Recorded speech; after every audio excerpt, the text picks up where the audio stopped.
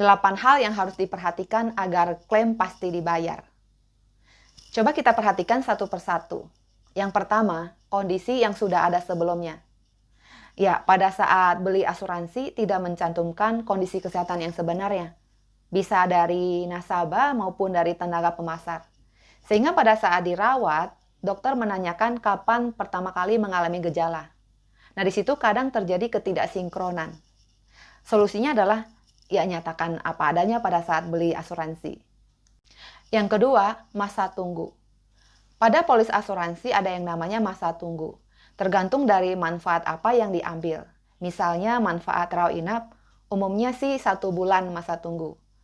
Atau penyakit-penyakit tertentu bisa 3 bulan, bisa juga 12 bulan. Tergantung dari perusahaan apa yang sobat punya. Nah, klaim yang terjadi sebelum masa tunggu lewat belum bisa dibayarkan. Yang ketiga, polis tidak aktif. Penyebabnya bisa karena lupa bayar premi atau gagal debit. Nah, ketika mau dipulihkan, maka kembali ada masa tunggu yang baru. Nah, penting untuk sobat ketahui, pada saat pemulihan belum tentu bisa, karena tergantung dari apakah ada perubahan kesehatan yang drastis atau tidak. Nah, jadi penting untuk sobat memperhatikan polis agar polisnya selalu aktif. Yang keempat, mengetahui ketentuan klaim pada saat beli asuransi. Bukan hanya melihat besaran premi atau jumlah uang pertanggungannya. Karena yang paling penting bukan jumlahnya besar atau tidak, tapi klaimnya bisa atau tidak. Yang kelima, kadaluarsa. Nah, di sini ada batas waktu maksimal untuk klaim setelah kejadian. Yang keenam, bagian penerima klaim di asuransi salah mengartikan ketentuan polis. Ya bisa saja karena petugasnya masih baru. Contoh kasus, di polis dinyatakan bahwa klaim akibat penyumbatan pembuluh darah yang berhubungan dengan jantung itu termasuk pengecualian 12 bulan pertama.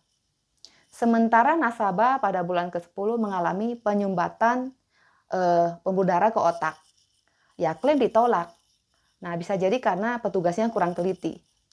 Seorang agen yang profesional dan yang teliti bisa membantu dengan mengajukan klaim kembali dan menunjukkan bahwa yang termasuk dalam pengecualian 12 bulan pertama itu penyumbatan yang berhubungan dengan jantung, bukan pembuluh yang ke otak.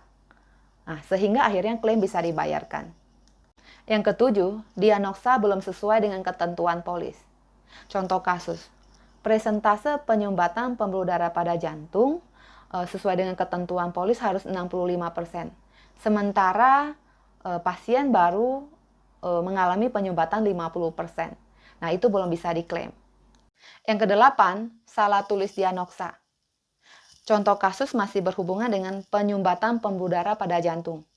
Dokter menuliskan penyumbatannya 60%. Sementara sudah memenuhi kriteria klaim yaitu 65%. Nah, ya klaim ditolak.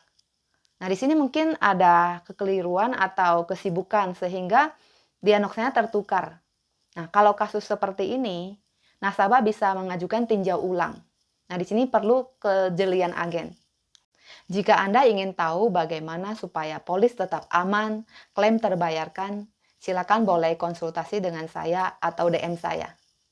Saya Yustini Kemala, semangat pagi!